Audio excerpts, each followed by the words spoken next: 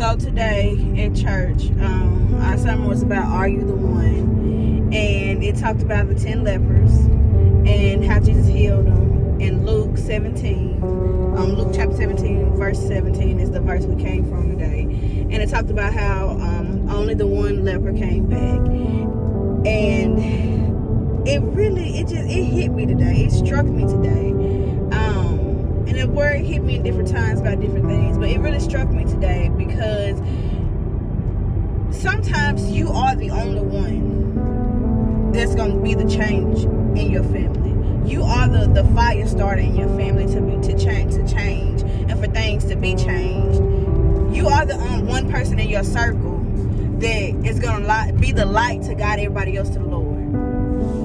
And we don't realize sometimes the journey that we have is a hard journey, and it's an uncomfortable journey, and it's a lonely journey, and we don't always want to talk about that. The Lord gives us community. I'm a firm believer in that because He's shown Himself to do that for me. But I do know that some parts of the journey are lonely. At the next light, you have to right. be. Excuse that. You have to be by yourself to do some of the things that He's calling you to do. You don't need the distractions. You don't need the clutter.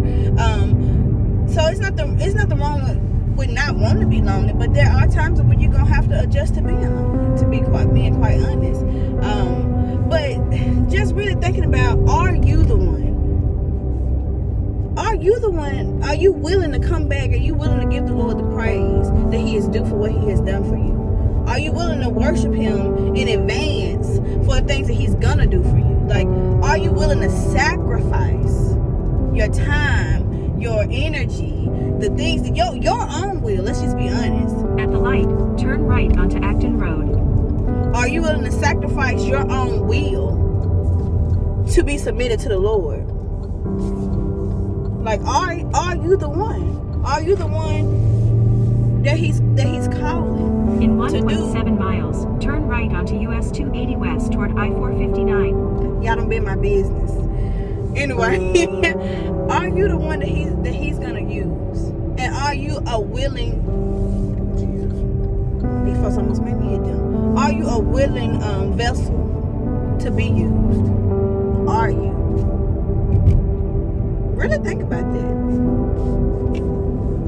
Like, I consider it an honor and a privilege for the Lord to use me in any way. Like, anyway. A couple weeks ago, I was suggested to stop sleeping with my phone on Do Not Disturb and start letting it be regular because I was limiting the Lord of using me because I was shutting myself off at a certain time. Stay in the middle lane. The Lord ain't got no time when He uses you. I had a discussion with some ladies before, and I had to sort of step back, and I didn't say as much because I wanted to make sure that what I said was true and accurate. And so after I had the conversation about drinking, the conversation was about drinking. After we had the conversation, then I went back and I talked to my mentor about it. She gave me some different ways to look at it and a deeper understanding of it.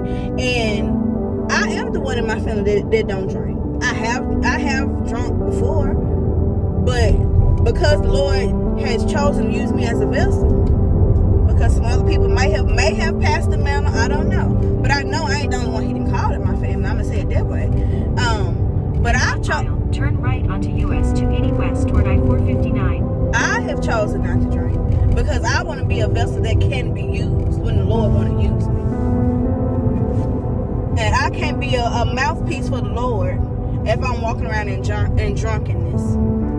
But yeah, so are you the one? Ask yourself the question, are you the one? And are you the one willing to sacrifice to be used as a vessel? I hope y'all have a great Sunday. Hopefully I'll get to post this on Sunday. If not, I pray the Lord's blessing on